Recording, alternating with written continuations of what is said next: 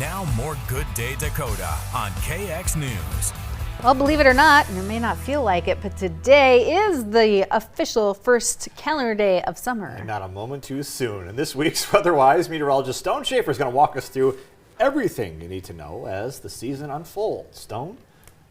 Yeah, so again, today is the first day of calendar summer. Meteorological summer started on the 1st of July and goes up until September, so there's a little bit of a difference there, but I wanted to go over some of those things when we talk about calendar summer. So start off, take a look at a forecast here for our first day of summer, which is today, starting at 3:50 p.m. is the technical time that we do see the start of the summer solstice.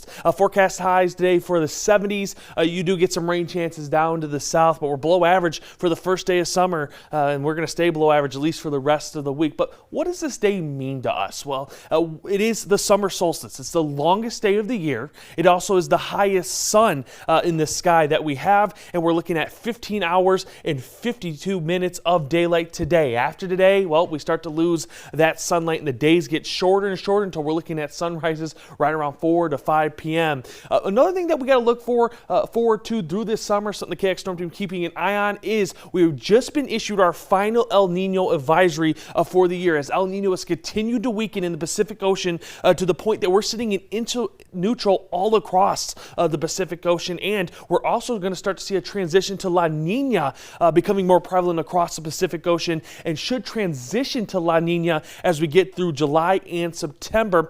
Just a reminder as well that the El Nino/Southern Oscillation cycles have a bigger impact on our winters, but still influence our summers just a little bit. And also as a reminder, 2022-2023 winter, the winter we almost beat our snow record here in Bismarck, well, that was also a La Nina year. So we're starting to get back to maybe a wetter pattern for the winter. We'll have more idea of that as we get through the summer, and we see those temperatures in the Pacific Ocean may line up pretty similar to what kind of snowfall we see in the winter. But I want to take a look at the outlooks for temperatures and precipitation. We'll start off with temperatures for the summer. This is going to be July through September. We can see most of the country, you're looking to be warmer than average, but we look up to the north, there's this one pocket through North Dakota, Minnesota, and South Dakota where we're going to be right around average.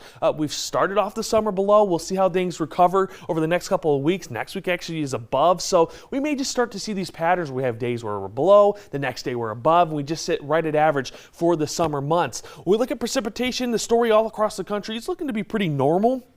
We do see areas out to the west predicted to be confident levels showing drier conditions for the next few months, and then out to the east a little bit wetter. We'll see how that sort of gets changed as hurricane season starts to develop, and we actually have a pretty active hurricane season ahead, with already seeing a tropical storm impacting areas down in Mexico in the coastlines of Texas. But always remember to continue sending your questions so I can answer them here weekly on Weather-Wise. And thank you, Stone. And you can do so by heading over to our website at kxnet.com. You click on weather and then Weather-Wise. And there you'll see a link that lets you submit your question.